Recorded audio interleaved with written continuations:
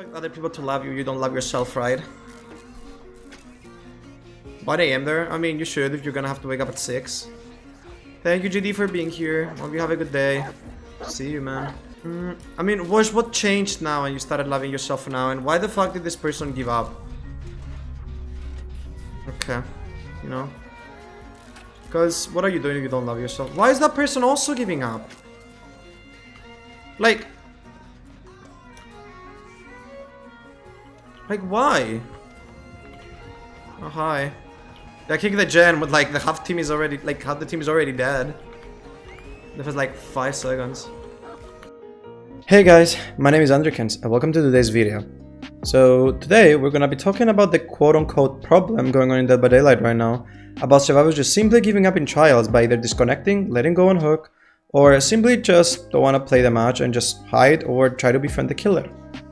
Survivors giving up is nothing new.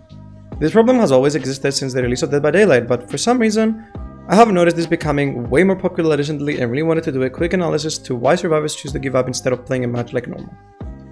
First things first, I want you to ask yourselves, if you are playing Survivor, what is more likely the reason to make you want to give up? I'll give you 5 seconds. Yep, you got it. Tunneling. If a survivor goes down quickly in a match, hooked, saved, then killer instantly chases them again, downs them and hooks them again in a very short period of time, it's more than likely that a survivor will just give up and move on to the next game, especially now since tunneling is the most efficient strat for a killer to secure the win in a trial, leading to that one survivor having a depressing time in that match. And just giving up because what's the point in staying in a match since you aren't having fun, right? The consequence of leaving your teammates having to deal with a 3v1 because you weren't having fun. What has come to my attention though is that even though a survivor is not getting tunneled, they still choose to give up after being hooked once.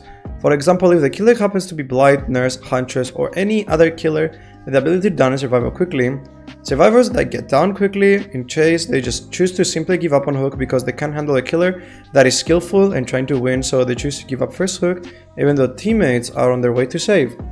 And this doesn't even only happen at 5 gens, I happen to be at 2 gens death hook, my teammate gets down quickly by the killer and hooked for the first time, and because we took a bit longer to save them instead of instantly, they attempted to escape hook, then on second stage gave up. This survivor had the audacity to come into my stream and ask why we didn't save them. I was on my way to save when they gave up, then they had the nerve to come into my stream to blame me for not saving them from the hook instantly. I mean, what the fuck? People would drive me insane in Dead by Daylight, I swear. Now one could argue, oh, if a survivor doesn't want to play the game, they could just disconnect and leave a bot in their place, which is fine argument, since this was the reason behavior implemented bots in the first place. If a survivor disconnected from a match though, an AI takes their place so the match won't be instantly a 3v1, which is nice and all, but not when there's a disconnect penalty waiting for you afterwards, which is what leads survivor to simply just give up on hook, so they won't be receiving one leaving their teammates without a forced survivor anyways. Basically the bots fix nothing. I would prefer if there was no DC penalty and I was left with a bot as a teammate, because 90% of the time that bot is doing way more work than the actual player did, so I would take the bot any day than the survivor just giving up on hook.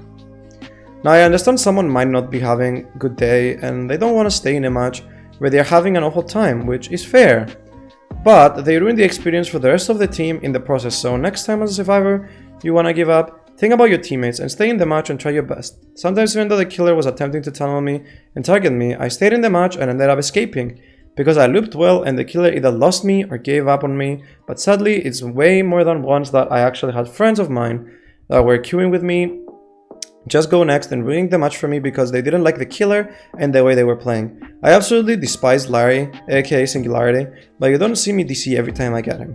Yes, I complain about it because that's how I am, I like to yap. But I never DC even if I get tunneled as well because I just don't want to ruin the experience for the rest of the players, and as a content creator and streamer, I don't think it's fun for people to watch me give up every other game because I got down quickly or I hit the killer's playstyle. Hell, even when Skullmechan was in her strongest, I still didn't DC against her unless the rest of my team did. Now before I get into solutions behavior can implement to fix this issue, I want to briefly mention the killer side of things. While playing killer, I encounter many, and I mean many survivors that just gave up in chase or hook for some whatever reason. Like, I'm not a super sweaty killer, but I would say I am pretty good at the game, and I keep getting survivors that give up left and right and then decide they want to be friendly with me while I just want to play the game normally. I appreciate survivors trying to be friendly with me, okay, but sometimes all I want to do is have a normal game of hunches and go for some snipes, you know? But I can't do that when I keep getting bunny fangs and Lara Crofts that are just staring at me and simply giving up. I don't know why this is happening.